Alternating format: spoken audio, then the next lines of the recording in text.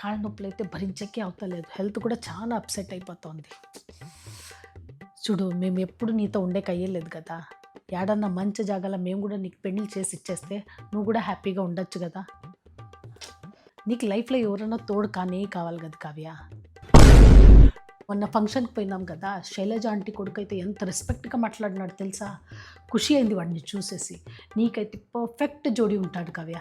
నిజంగా కూడా చెప్తా ఉన్నాను. నీకుండే కోపానికి వాడు అంతే సైలెంట్. నేనేమనుకుంటా ఉంటున్నంటే ఆంటీకి నిన్ను కోడలుగా చేయాలని చాలా ఆశ.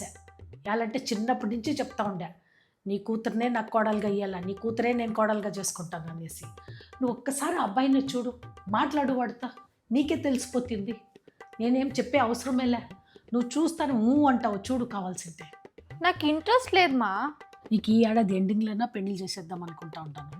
ఎలాంటే మా హెల్త్ బాగున్నప్పుడు మేము కొంచెం అట్లా పారాడినప్పుడే పెళ్లి చేసేస్తే బాగుంటుంది కదరా. ఒక్కసారి ఆ పిల్లోడిని మీట్ అవ్వు, మళ్ళీ మాట్లాడతాం. నీకు ఇష్టం ఉంటేనే పెళ్లి చేస్తాం, లేకపోతే చేయము. నువ్వు చూడన్నాను కదా, ఒక్కసారి మీట్ అవ్వు కావ్య, మళ్ళీ మాట్లాడదాం.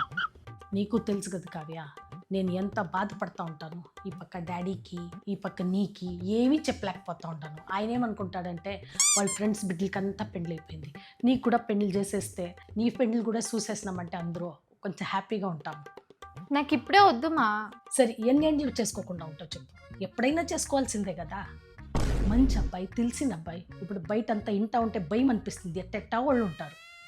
తెలిసిన వాళ్ళు ఇంటికి పోయినావంటే కోడలుగా నాకు కూడా కొంచెం సమాధానంగా ఉంటుంది. శైలజ ఆంటీని అయితే నువ్వు చిన్నప్పటి నుంచి చూసినావు కదా.